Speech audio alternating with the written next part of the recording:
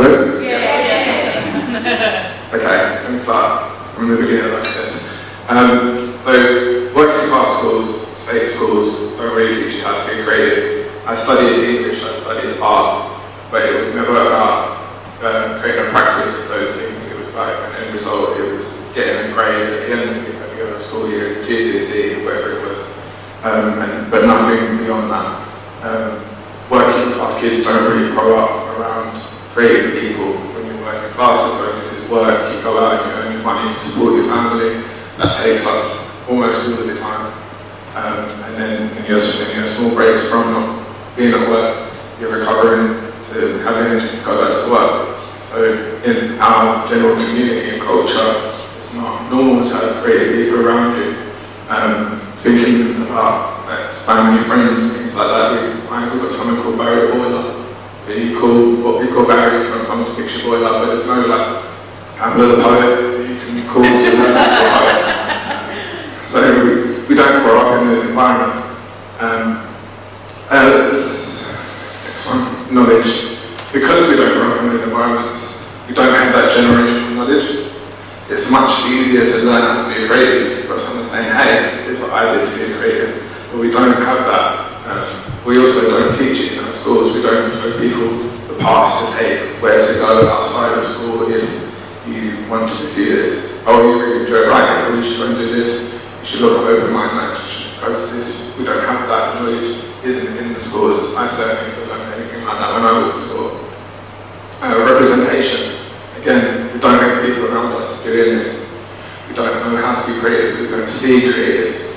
Even on television, we're seeing like Oxbridge people, we're seeing Eton people, we're seeing RADA graduates, we're seeing all the people who don't come from where we're from, don't speak like us, don't look like us. So if you're not seeing those things, you don't think of it as a possibility.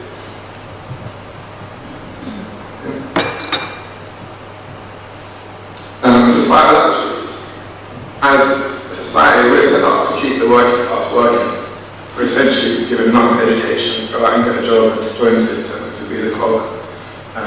We're not taught the extra things. We're not taught about being creative, about the arts, about the advantages that can bring to you, the different things, the ways that you can enrich your life. We are the working class that are focused on work, and that's not just from society, but from within the working class as well. It actually is the people who create. They've got too much time on their hands. People who create are not working as hard as they should be. You're lazy, you're late out, or you're not trying enough. You're supposed to work all hours of the day that you can. Stigma as well.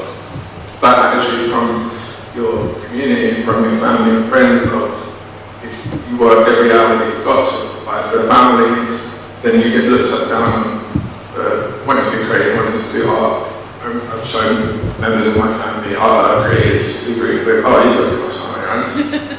It's the stigma of being a creative person in a working class environment. It's not really acceptable. And self-belief, when you're in that space where it's looked down upon, even if you have an inkling that you might want to be a writer, or you might want to be an artist, or you might want to do anything creative.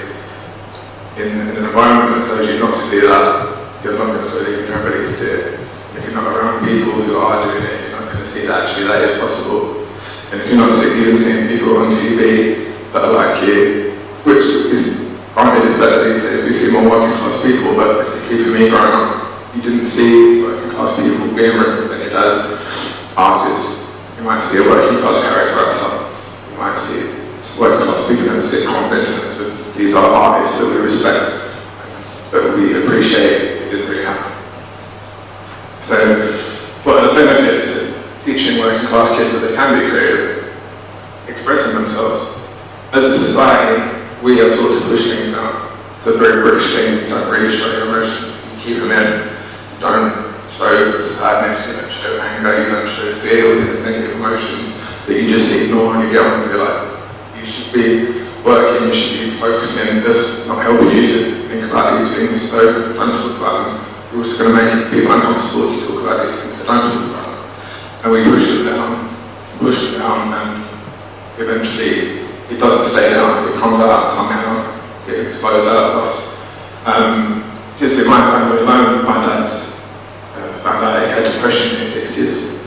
My uncle had been suffering from anxiety his entire life and hadn't spoken to anybody about it because he wasn't supposed to feel that. He was supposed to just get on with it.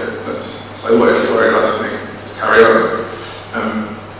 So giving people the tools to express themselves is going to make healthier people, healthier society, healthier community. Exploring the emotions that we have. So many working class kids are emotionally stunted because in an environment where it's just trying to survive, don't get the time to sit and look inwards. You've got so many people who will just ignore anything they're feeling because they've just got to keep going, try and talk to them about it. They can't talk about it, they don't know how to express themselves. And it's a proven thing that writing in particular will help you figure out things that you're feeling, even if you're not aware that you're feeling it yourself. There are studies that show that just the act of writing things down means that you start to look at it objectively and see things and feel things that you didn't know you felt.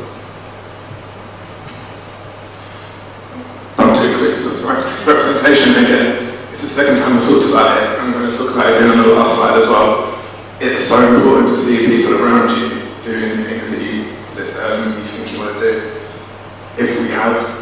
If we start teaching working class kids how to express themselves, to explore their emotions, how to be creative, the next generation of working class kids sees even more people doing that.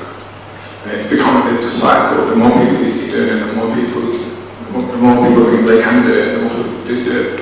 Representation is incredibly important. We don't have enough of it at the moment. And inspiration, similar to representation, but when you see someone who sounds like you, who talks like you and your family do at home, and they're doing something you would like to do, it makes you think you can do it. And if we get better representation, more artists, have them around, that's more people to inspire the next generation, more people to inspire the kids to try something new, to do something new.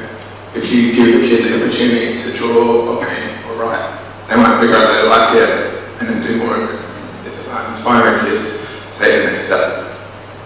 So how do we do that? I think we're at poetry questions, and I focus on poetry, changing the poetry and the curriculum. You think about the way that we study poetry at school at the moment, got like an anthology that's got poetry in it. The only modern-ish poem I remember doing in school was Half Caste. Half Caste is a great poem, but it's not enough. We need to have more modern poetry to inspire people. Obviously the canon, the classics are all well worth studying. We can learn a lot from them, but in schools it's like setting kids on a path. If we engage them with stuff that they connect to, see themselves in, they'll get to the classics. Because as you work your way through, you look at the people who inspire, the people that inspire you, they will get to the classics, they'll get to that stuff. But in school it should be about getting them on the paths, showing them stuff that's going to make them think, I want to do that, I can do that. Oh, they're talking about me. Better representation. So it's coming back. We need to get working class kids seeing working class artists. We need to get them into schools. We need to get them in the same environments as these kids. We need to get spoken word into schools. I'm a spoken word poet. I never saw any spoken word at school. It's a really engaging thing to see someone on stage performing their own work, to see someone delivering stuff that they've written, it's their own emotion, their own feelings. Particularly in a culture where rap is mainstream, showing kids spoken word is like another step that they can attach themselves to into poetry. Because you can read stuff on a page and it can move you, but it's not the same thing as having it done in front of you.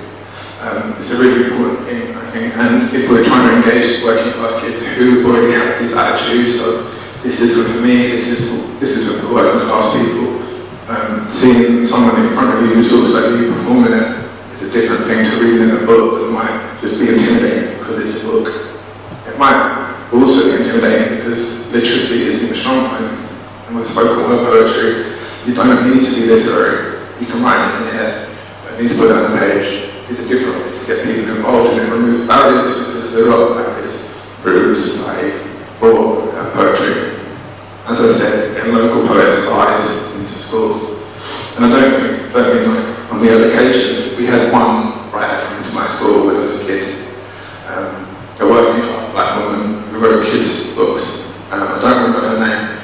I remember her talking about her family and her background and how she got into writing.